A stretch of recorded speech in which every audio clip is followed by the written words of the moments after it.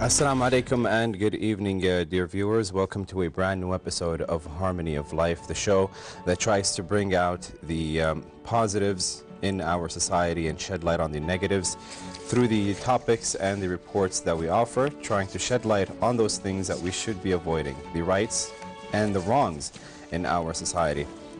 Harmony of Life is presented to you by myself, Farid Saleh, along with my colleague and co-host Camille Janvier. Camille, good evening. Good evening, Waleed, and good evening to the viewers as well. And salam alaikum, and thank you again for joining us this evening. And on the Harmony of Life this evening, we do have two topics. And our first topic, we will be dealing with the health risks of sandstorms. So we'll be talking to Dr. Mohammed Al-Goben about those risks. And of course, later on in the program, we're pleased to have again on our show Dr. Ahmed Al-Kilani, who will be sitting with us and talking to us about the coming 8th anniversary of King Abdullah's Pledge of Allegiance. And before that, actually, we will be going to our Twitter topic this evening, which is talking about social smartness. So let's look at the tweets you've been sending us on that topic, social smartness. Let's look at those.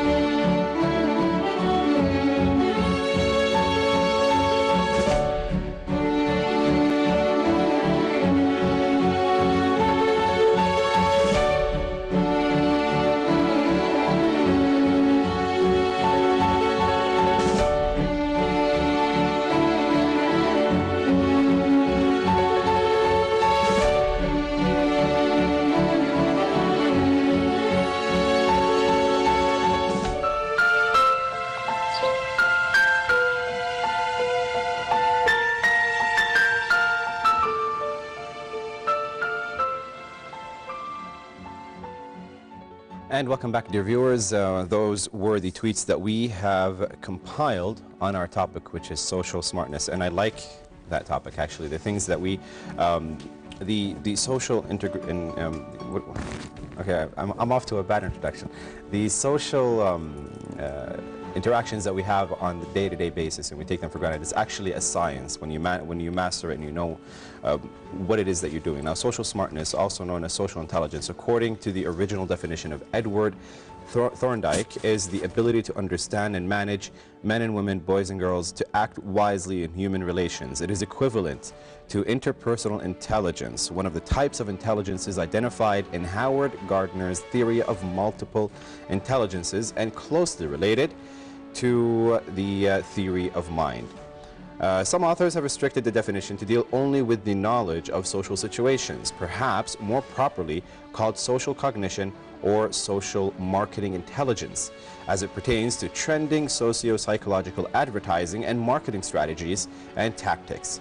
According to Sean Fileno, social intelligence is a person's competence to comprehend his or her environment optimally and react appropriately for socially successful conduct.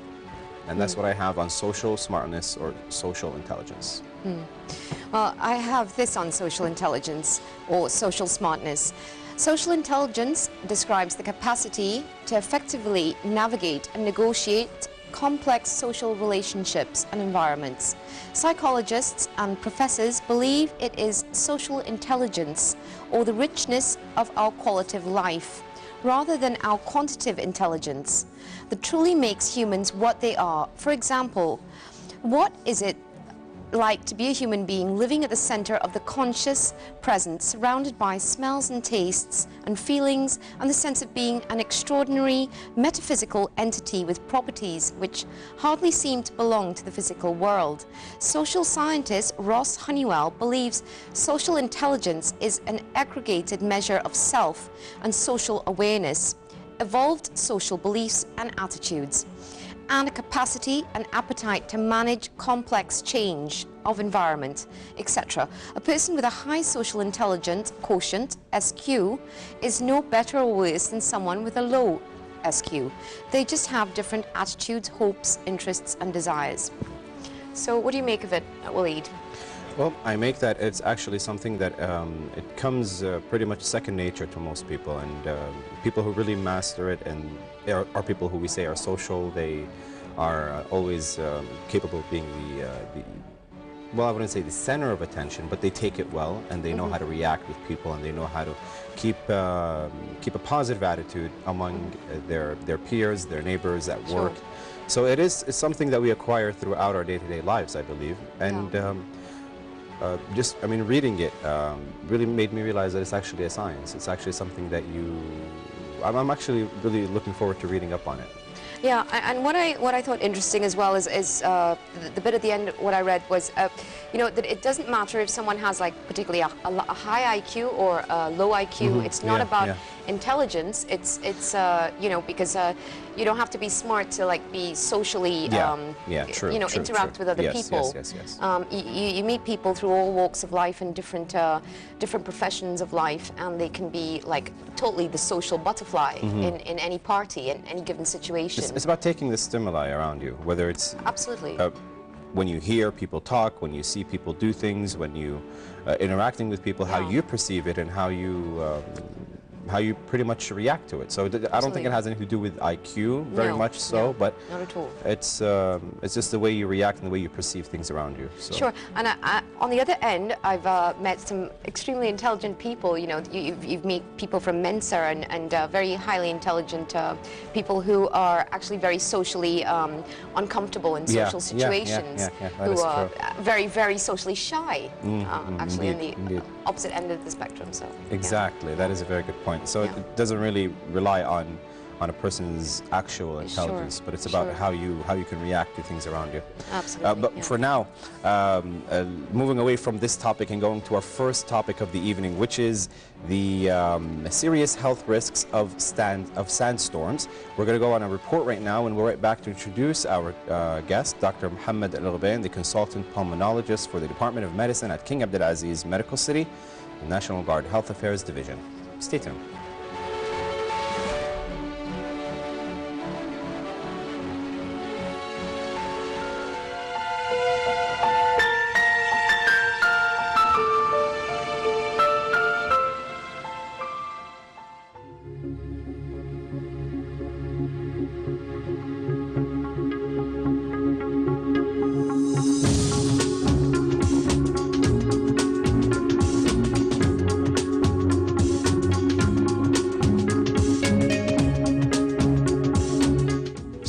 We're glad to have Dr. Mohammed Al-Ghabain.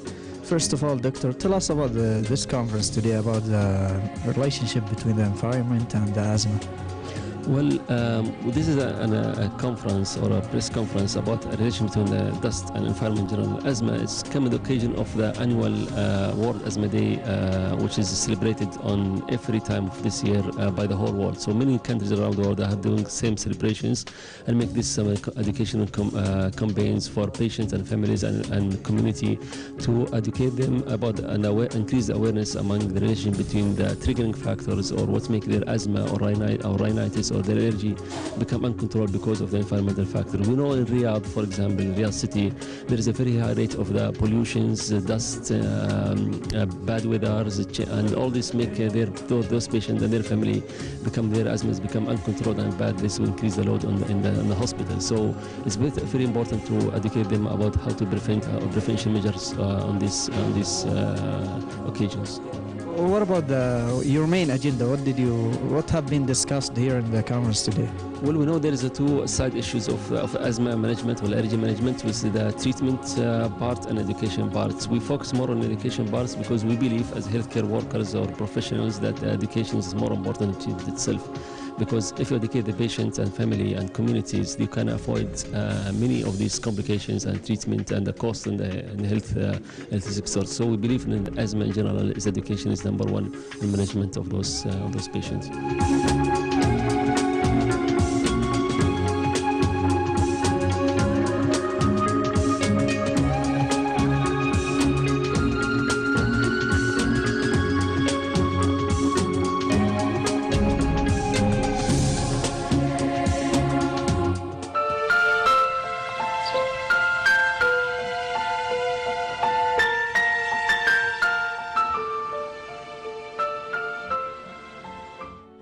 Welcome back, ladies and gentlemen. And that was a report about a campaign that's recently been going on about the health risks with sandstorms.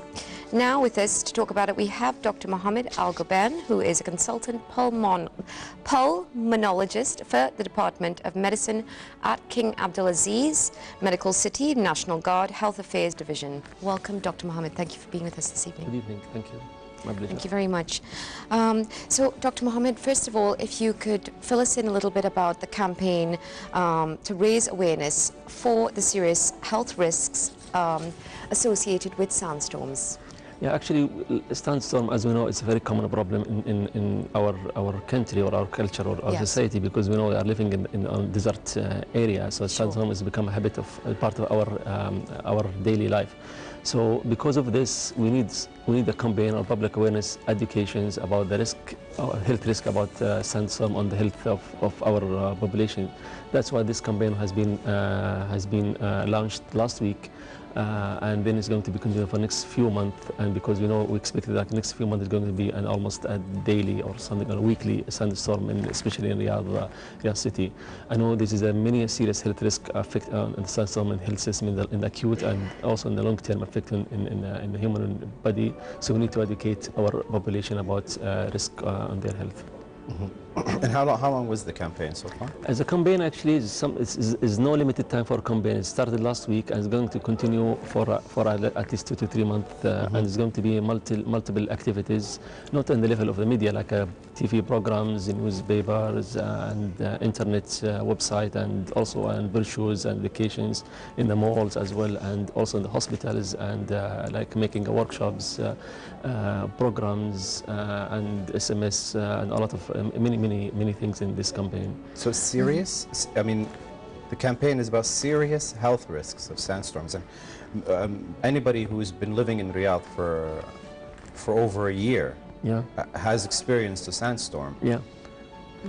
How unaware can anybody be? I mean, as a pulmonologist, your clinic, I guess, gets many conditions. Yeah, exactly, because we know the main problem with the sandstorm is a bronchial asthma, is chest allergy or airway hyperresponsiveness. And we know the asthma is very common in Saudi Arabia. It's around 25% of populations in Saudi Arabia they have a history of asthma, and with that around 3 million Saudis they're having asthma. And because of this very big number of asthmatic patients in Saudi Arabia and Riyadh city, a lot of them also not asthma, rhinitis or nose allergy, and all that is the main exacerbation factor for their asthma is a sandstorm. So basically the focus to this target population, this type of patients.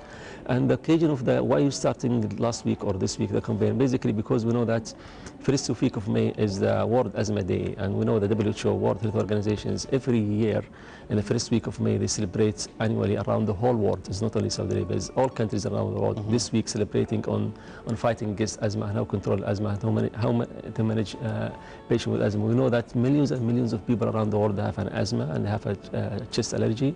More than 300 or around 350 million around the world, they have an asthma, and this is every year.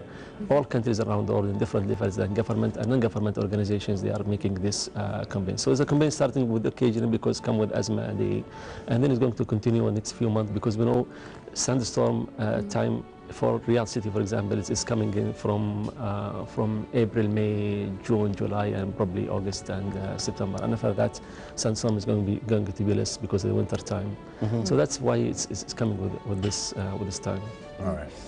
So, Dr. Mohammed, what would you say the percentages of asthma attacks that are caused by weather changes such as sandstorms, etc., worldwide?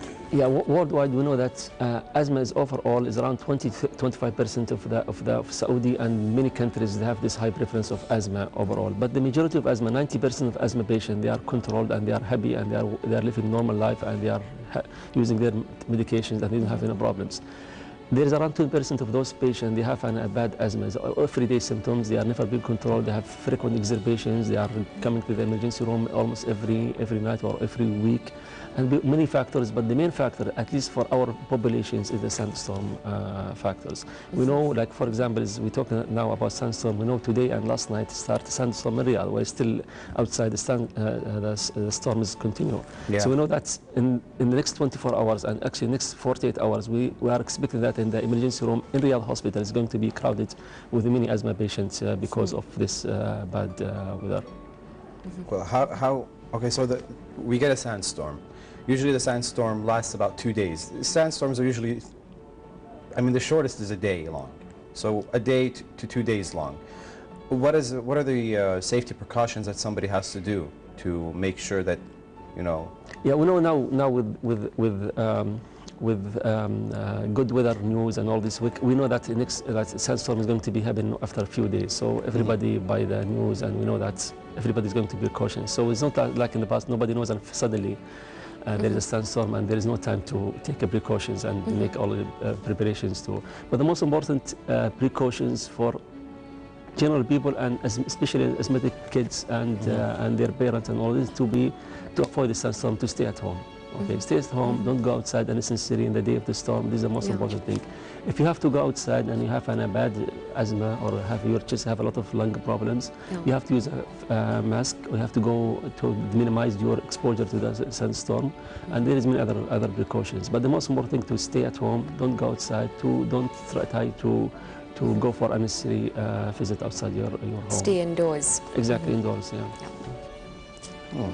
And do you use your inhaler more as well, or that's a different thing. If using inhaler, those asthma patients, they're supposed to be inhaler even without sandstorm. So they should be in a daily inhalers regardless if they have bad asthma or not, because we know these inhalers are controllers, are maintenance and preventive, work as a preventive treatment for asthma.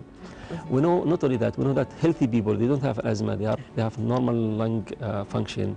If they expose to sandstorm, they make them at risk of having asthma in the future. Okay. So frequent exposure to sandstorm in healthy people who have no lung problems, they may have an asthma attack and other health problem. Also very important to know that asthma is not only the disease which is related to the sandstorm. Actually, that's what I was coming to. Okay. What are the other diseases related? What are the other health risks? Exactly. There is face? tons of disease, like more than 150 lung disease that are related to sandstorm. But there are common things which is very common in population, and there is a rare disease which is having 1 million or 1 in 2 million population. So the rare disease, maybe the general population, they are not interesting because interest of the specialized people or doctors. But the common thing in asthma, but other thing is what is called chronic obstructive lung disease or emphysema, is mainly related to smoking and sandstorm. But this is happening in all patients, all the population, above the age of 40. We know asthma is mainly in the children and young populations, while COPD or chronic obstructive lung disease, or other name of it, emphysema, which is which is inflammation of the lung, which is irreversible, which is the moment it happens, never being back to normal. So it's one way. Now that emphysema, that this can happen. This is a very serious condition. It's very serious. And this can happen with the help of the sandstorm. It can be exacerbated by the sandstorm and the smoking, of course. Exactly. Smoking is a risk factor, but there's other risk factors, not only smoking. But we know that those patients have emphysema. If the day of the sandstorm, they have very bad attack. So they have very bad exacerbation. They may come to the ER and admit to the hospital. Some of those patients, they admitted to the intensive care unit, and even some patients, they may die because of the sandstorm, of those having emphysema. So emphysema is serious health problems, it's serious lung disease, but it's less common than asthma. We know that, but it's still common disease. Like if you say like asthma, 25% of the population have asthma, like 5 to 7% of Saudi, they have emphysema. However, we have very important, in the next 20 years, the rate or incidence of emphysema is going to be higher than asthma, because we know that smoking is around 40–50% of population, they are smoker, and all the young generations. Those young people, they're smoking at the age of 15 to 25. After 20 years from now, when they get older than above 40 years old, 50% they have emphysema. So they have millions of people that are going to have emphysema. And this is not only a local data. WHO, World Health Organizations, they believe that in 2030, emphysema is going to be number 3 leading cause of death after cancer and heart attack. So emphysema is a future serious health problems, asthma, current and future health problem. So it's smoking the silent killer again. Yes, exactly. Other health problem related to the sandstorm is what's called occupational lung disease, which is disease related to the occupations or environment or factors. Like pulmonary fibrosis, or pulmonary fibrosis is not only one disease, is tens of diseases and different entities, okay, but fibrosis, which is where the lung becomes stiff, and with time become failed and become low oxygen, and patient get respiratory failure and end up with death without, because this pulmonary fibrosis has no definitive treatment for the cause of it. Wow. I don't want to scare people, but I'm talking about common things, common asthma and nose allergy, and also COPD or emphysema is also common, but not as asthma. But other thing is less common. We'll not talk about this other thing, but because it's basically we don't see it frequently. Like if we see, for example, every day of patient with asthma, we see one emphysema per week or 2 emphysema per week. We see 1 pulmonary fibrosis every 2 months, 3 months, like this patient. So yeah, it's you say that it's rare, but it's still the factors are there, and sandstorms do really cause such serious health matters. But now, the main warning you have for patients who are susceptible to health problems from sandstorms, even those with no health problems, the recurring, I mean, exposing themselves to sandstorms without a care will cause them to have health problems later. That's true, because we know that sandstorm is deposit in the lung, so accumulations of the frequent exposure will do the frequent depositions, and this will cause stiff lung and deposition over there and become making health problems on the lung. And now, when you say the effect of the sandstorm on a person, right now when we so when we say that we are going out in the streets, and the sandstorm is not really still, I mean, we see the sand in the air, but we're in our cars, we have the air conditioning on, for example. Do we still have those little dust particles in the car, floating in the car? Yeah, definitely. You have air condition, doesn't protect you. A car is not isolated, because the air condition take the air from outside, make it cold, and then you inhale it. But it's come from outside, so it still is not a closed system, the car. So still, with air conditioning, you have this exposure. So it's still at risk. So the best thing, if there is sandstorm, stay at home, indoor. Don't go. Face masks. Face mask. It doesn't prevent 100%, but it's minimize the risk. Minimize the risk. That's it. So I don't want to inflation the problem, but it's real problems with special precautions. The patient, not only the patient, the people, they make their own special precaution, and they don't have any problem with the sandstorm in the future. And managing the health risks. Will depend on condition. Actually, to manage the respiratory problems that result from these storms, to manage them. Once you have a respiratory problem, how do you manage it in the result of a storm? Same thing, to stay home. You don't have to see the doctor. You have to. No, of course, depend on how severe the problems. You have the preventive measures. If they have an attack, they are very sick, they should come to hospital, they should come to their doctors. We know that in this time of the year, the number of asthma patients coming to the hospital, it's almost triple or even increasing comparing with the rest of the year. So no, those patients are really sick. We know also that even psychologically, not a sandstorm is not only affected the lung. Like if you have the day of a sandstorm, your mood is not as good as comparing with a normal day without a sandstorm. Even psychological effect, people, their mood, their behavior, even affected. Their driving also affected because of a sandstorm. So we know there's many other health problem with the sandstorm. About other thing which is not health related, economic loss, how much money we're losing because of sandstorm, affecting the infrastructures, affecting That's all these another things. risk, actually, talking about the risk of driving in sandstorms. It's a dangerous. It's very dangerous, of course. Yeah, it's very dangerous, and you don't have to drive basically. And there is we know there is car accidents is increasing during in the sandstorm. We know number of death is increasing. We know all these potential problems. The problem with that is sandstorm, yes, expected to come, like, because we know that earlier that after 2 days or 3 days we know that sandstorm coming. But the problem, how big the sandstorm, we can't predict. It may be very bad sandstorm to the extent that you cannot see even for 50 meters in the front, and maybe a small sandstorm. There's a very other problem people they are not aware about it, that you may not feel a sandstorm, but there's a real sandstorm, but people don't feel it because most of the dust in the upper part of in the middle of the sky, and it doesn't fall down. So if you have a rain, for example, like what we had last week in Riyadh, we have a rain. So the asthma attack is increasing. They have a lot of patients have bad asthma attack, and that's because of a lot of dust in the clouds. So when the rain is fall down, full with all dust with it, okay, and then patient or people, they have very bad asthma attack because of the dust, not because of the rain. So rain is also as bad as a sandstorm because it brings the dust with them, not because of rain itself, not because of the water itself, because of dust in the cloud coming and fall down. Can you still breathe it in though? I mean, I always see that the rain makes the dust fall just because the dust particles absorb the water and they fall. That's it. So you can't really breathe it in. But it's most of the storm, like if if you want to in measurement, if it's like 4 microgram and less, it's goes deposit in the airways in the lung. Okay, above 4 microgram is usually in the upper airways, and above, if it's like 10 microgram and above, the diameter of the particle is usually you cannot inhale it. Okay, so it's still rain is not.